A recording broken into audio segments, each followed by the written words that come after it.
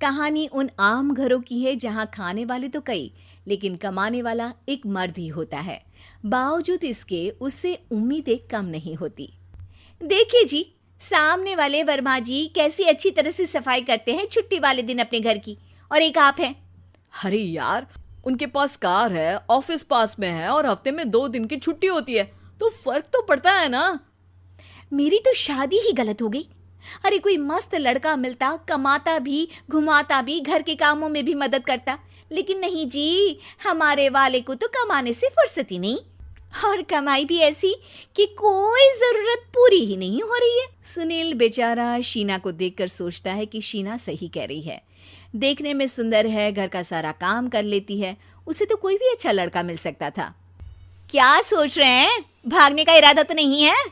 अरे नहीं मेरी प्यारी बीवी, मैं तो नहीं, पर डर है कि तुम नहीं कहीं भाग जाओ मुझे छोड़कर। शीला सुनील के मुंह से प्यार भरी बात सुनकर मुस्कुराती है।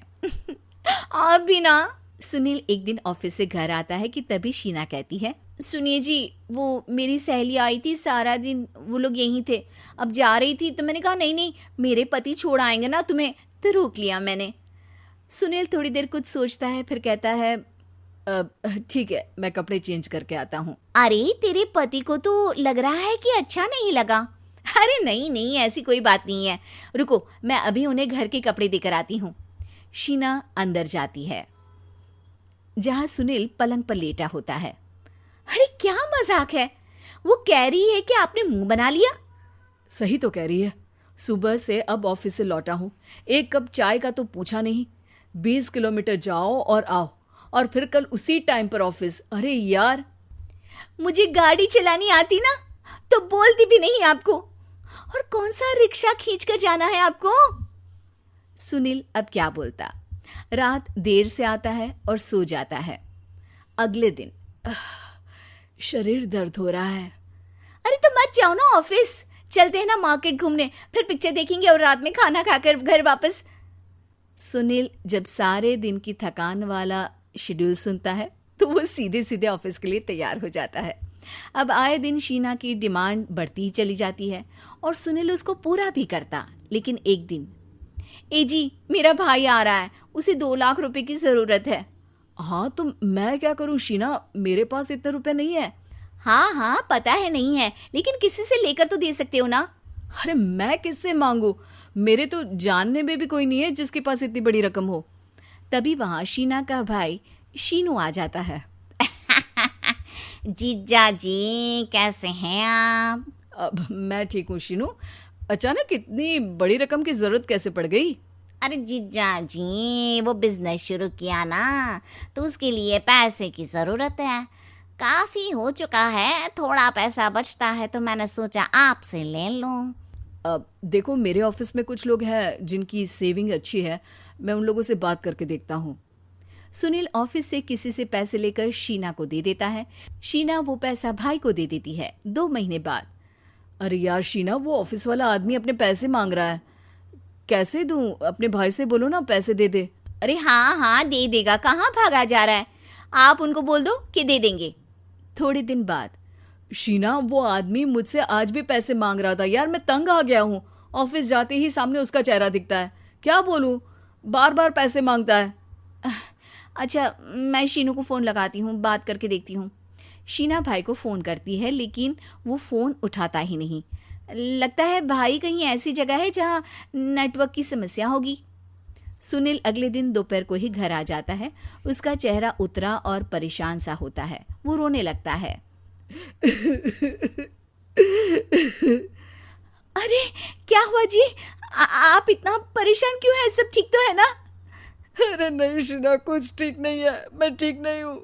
तुम्हारे भाई के लिए मैंने जो पैसे लिए थे, उस आदमी ने आज भरे ऑफिस में सबके सामने मेरी बेइज्जती कर दी। सबके सामने आज मैं कर्जदार बनकर खड़ा था। मैंने हर वो प्रयास किया घर चलाने के लिए जो मैं कर सकता था, लेकिन अब नहीं होगा। वो फिर रोने लगता है।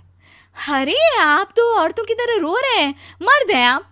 क्यों, आदमी के सीने में दिल नहीं होता, या फिर वो इंसान नहीं मशीन होता है? अरे मैं थक चुका हूँ शीना, तुम समझती क्यों नहीं? मैं भी शारीरिक और मानसिक रूप से थकता हूँ, मैं भी आराम करना चाहता हूँ, सुकून चाहता हूँ। मैं अब कुछ नहीं कर सकता। कुछ नहीं। वो बैठ जाता है। शीना पति को हैरान परेशान देखकर चुप हो जाती है।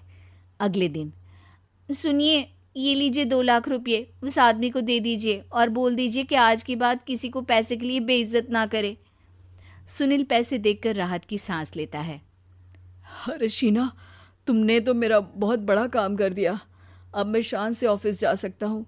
लेकिन ये पैसे आए कहाँ से? ये पैसे मैंने अपने गहनों को गिरवी रख कर लिया है। तुम ठीक रहो, निश्चिंत रहो, मैं बस यही चाहती हूँ। मुझे माफ़ करना, पर अब मैं समझ चुकी हूँ कि मर्द को भी दर्द होता है।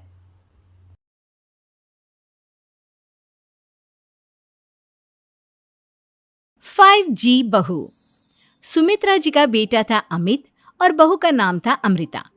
सुमित्रा जी की बहू की बातें सुनकर ऐसा लगता था कि जैसे वो बहुत इंटेलिजेंट है, क्योंकि उससे कभी भी कोई भी सवाल पूछो फट से जवाब दे देती थी।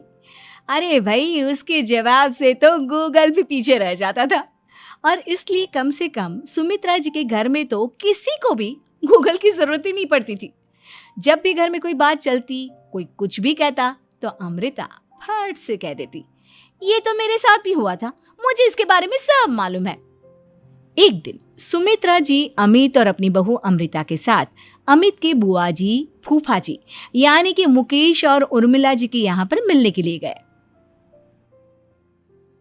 अरे बहुत अच्छा किया अमित बेटा, इतने दिनों के बाद आए हो तुम। हाँ सुमित्रा भाभी, कभी तो आ जाया करिए अपने बच्चों को लेकर। आपकी बहू के आने से तो हमारे घर में भी रौनक आ गई है। वो क्या है ना, अमित ऑफिस के काम में बहुत बिजी रहता है, इसलिए उसे तो वक्त ही नहीं मिल पाता। अच्छा, लगता है नौकरी काफी मुश्किल है अमित की। अरे नहीं नहीं फूफा जी, ऐसी कोई बात नहीं है। आप तो जानते हैं ना प्राइवेट जॉब में कितना काम होता है। अरे कोई समझे ना समझे, मुझे तो पता है प्राइवेट नौकरी में इतना काम करना पड़ता है कि इंसान की आफत आ जाती है। लेकिन बेटा, तुमने तो कभी जॉब की ही नहीं, तुम्हें कैसे पता? अरे जॉब नहीं की तो क्या हुआ मम्मी जी, सब जानती हूँ मैं। सबसे पहले ऑफिस में जाओ, वहां पर अपनी एंट्री डालो, उसके बाद दिन भर सिस्टम पर बैठकर काम करो। चारों तरफ कैमरे लगे होते हैं, आप अपनी नजर इधर की उधर नहीं कर सकते। उसके बाद दिन भर बॉस की चिक चिक सुनो, वो अलग से। यही सब होता है, मुझे ना सब पता है।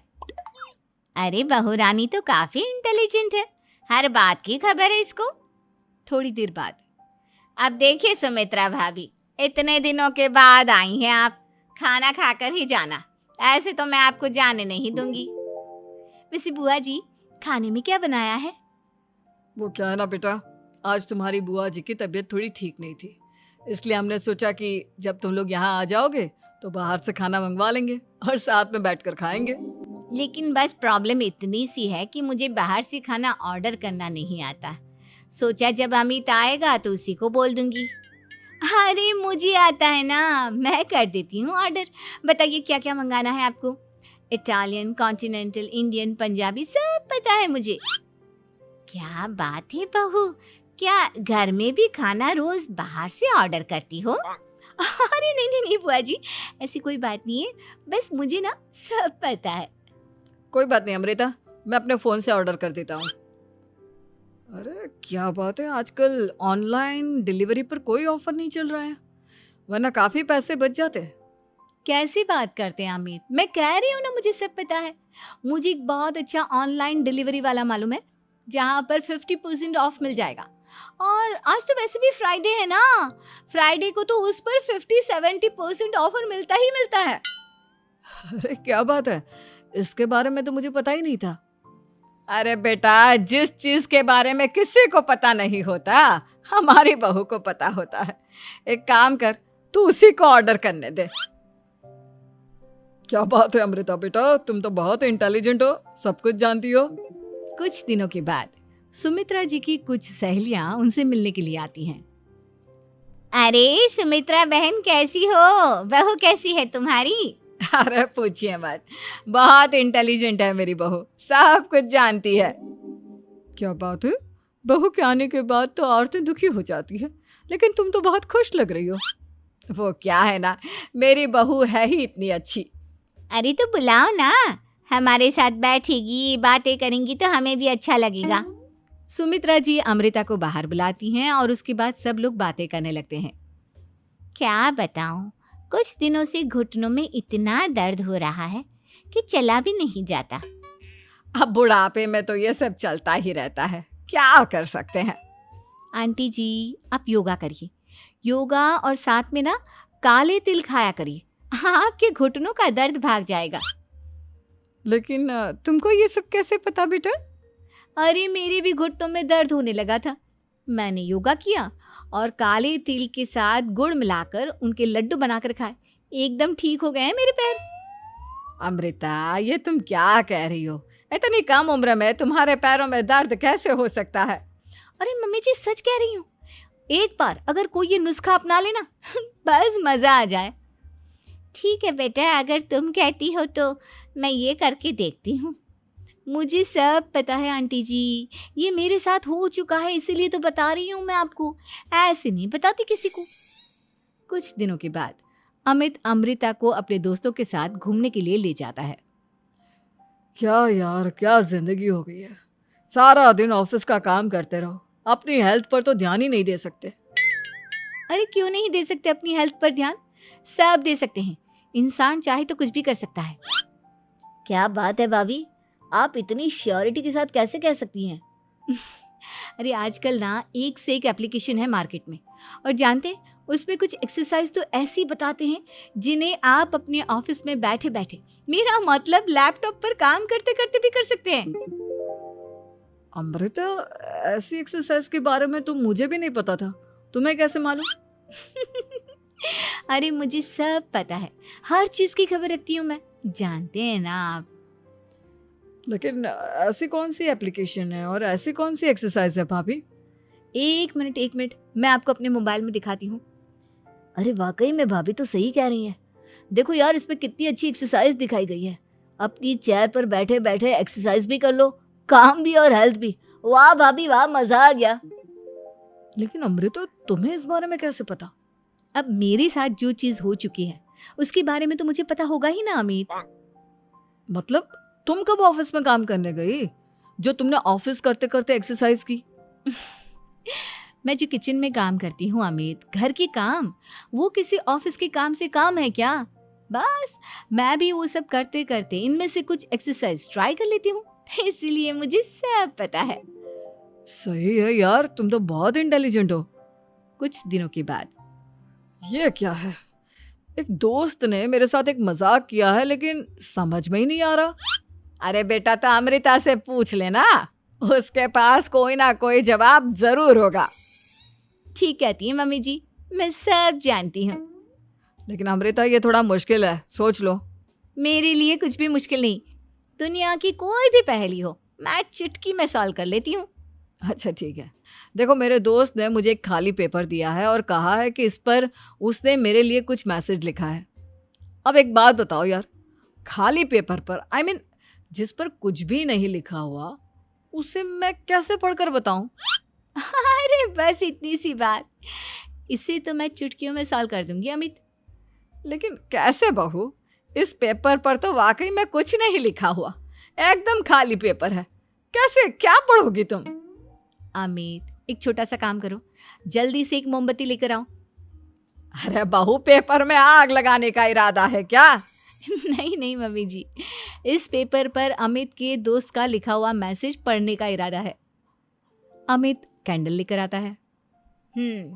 अब ना बस इस पेपर को धीरे धीरे कैंडल के ऊपर घुमाते रहो, देखना 2 ही मिनट में मैसेज आपकी आंखों के सामने होगा। अच्छा ठीक है, मैं ऐसा करके देखता हूँ।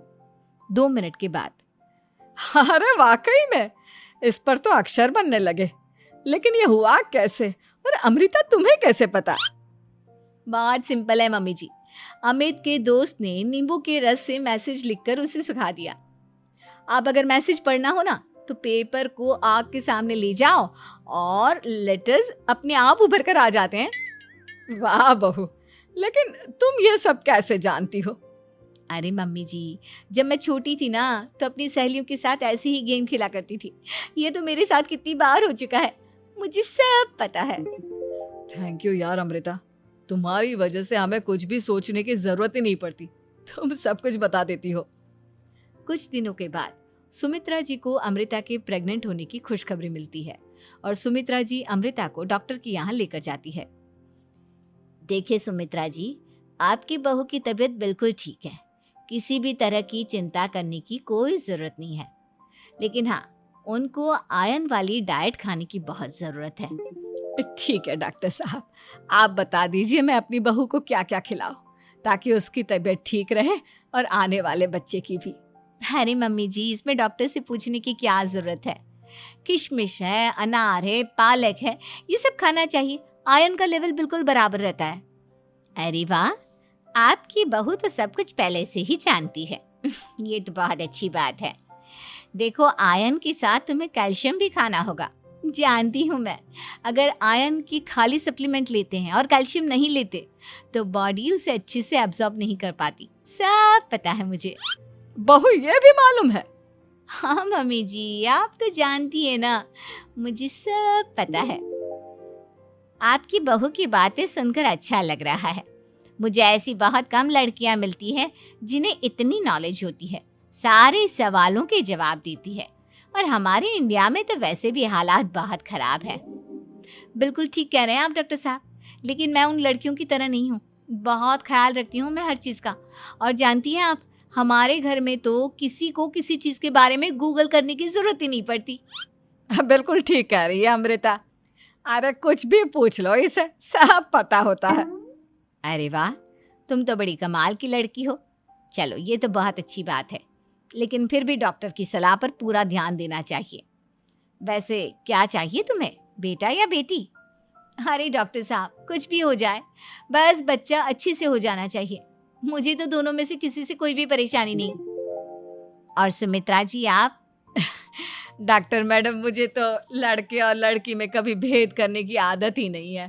पोता आए या पोती, मेरे लिए तो दोनों एक बराबर है। सुनकर अच्छा लगा। वैसे आप जानती हैं, हमारे यहाँ पर तो लोगों को बड़ी बेचैनी रहती है ये जानने की कि पेट में लड़का है या लड़की, लेकिन विदेशों में ऐसा नहीं होता। हाँ, वहाँ पर तो सब कुछ पहले से ही बता देते हैं ना। ये भी कोई बात हुई भला? लेकिन तुम्हें कैसे पता कि वहां पर सब कुछ पहले ही बता देते हैं? अच्छा हाँ, तुम तो सब कुछ पहले से ही जानती हो ना, तुम्हारे साथ तो सब कुछ पहले से ही हो चुका होता है। नहीं मम्मी जी, ये तो मेरे साथ पहली बार हो रहा है, इसलिए मैं ये डायलॉग नहीं बोल सकती। अमृता की बात सुनकर सुमित्रा और डॉक्टर दोनों हंसने लगते हैं।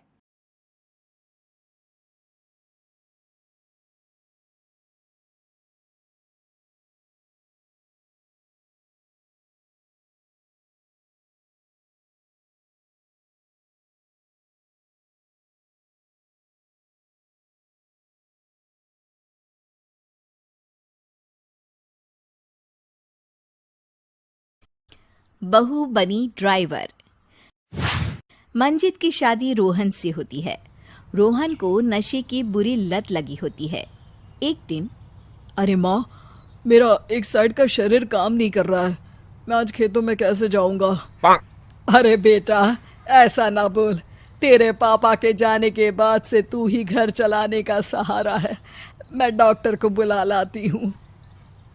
देखिए बहन जी, रोहन के शरीर के एक साइड में लकवा है, अब वो कभी ट्रैक्टर नहीं चला पाएगा। घर में मनहूसियत का माहौल हो जाता है। लीजिए माँ जी, रोटी खा लीजिए। अरे बेटा, मुझे तो भविष्य की चिंता हो रही है। मेरा एक ही बेटा है और वो भी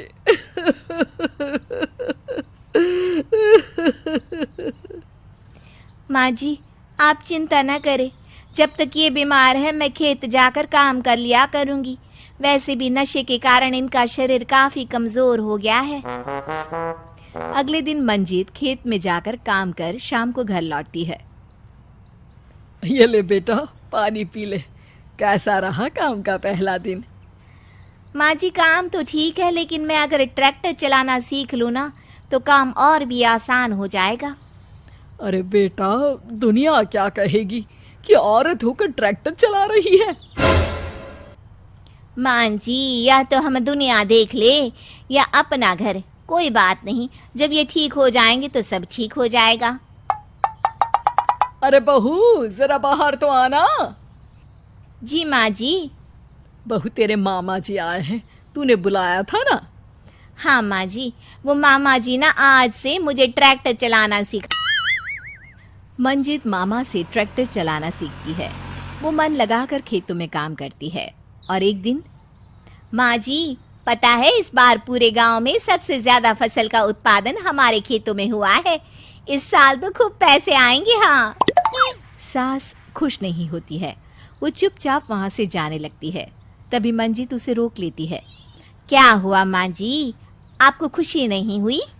बेटा, आज डॉक्टर साहब बोल रहे थे कि रोहन के ठीक होने के लिए 5 लाख रुपए की ज़रूरत है। समझ नहीं आ रहा क्या करूं। मंजित शांत हो जाती है। अगले दिन सास मंजित के पास आती है। बेटा, ये मेरे गहने हैं, इसे अपने गहनों के साथ जोड़कर सुनार को दे आ। जितने पैसे हो ले आ, डॉक्टर को आज ही देने हैं। मंजित अपने गहने और सास के गहनों को लेकर दुकान में बेचकर पैसे लेकर घर आ जाती है। माँ जी, सिर्फ 3 लाख रुपए का ही इंतजाम हो पाया है, बाकी के पैसे कैसे आएंगे? बेटा, अब तो एक ही चारा है, हमें ज़मीन भी बेचनी पड़ेगी। माँ, खेत बेच देंगे तो खाएंगे क्या? अरे बेटा, कोई दूसरा चारा भी तो नहीं है। रोहन ठीक हो जाए तो वो मेहनत करके इससे भी बड़ी ज़मीन ले लेगा। सास बहू मिलकर खेत भी बेच देते हैं। अब पूरे पैसे लेकर सास डॉक्टर के पास जाती है। डॉक्टर साहब, ये लीजिए सारे पैसे, बस किसी तरह मेरे बेटे को ठीक कर दीजिए। आपका बेटा ठीक तो हो जाएगा, लेकिन 6 महीने का समय लगेगा। सास बहू सोच में पड़ जाते हैं कि अब तो कोई जरिया भी नहीं रहा जहां से उन लोगों को कमाई हो। अब कमाएंगे नहीं तो खाएंगे क्या? माँ जी, मेरे माता पिता ने लड़की होने के कारण मुझे ज़्यादा पढ़ाया लिखाया नहीं, लेकिन ट्रैक्टर चलाना सीखकर मैं कुछ काम करने के लायक तो हो ही गई हूँ। अरे बेटा, ट्रैक्टर अब कहाँ चलाएगी, खेत तो बिक गए हैं। माँ जी, मैं किसी और के खेतों में दिहाड़ी में काम कर लूँगी, कुछ तो पैसे आएंगे ही ना। ये कहकर मंजित काम करना शुरू कर देती है।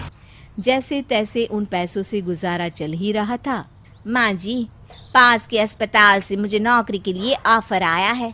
पैसे भी ये 4 गुना ज़्यादा मिलेंगे और अब खाने पीने दवाई के साथ हम कुछ पैसे भविष्य के लिए भी जोड़ पाएंगे। लेकिन काम क्या है बहू? माँ जी, मुझे अस्पताल की एम्बुलेंस चलानी है।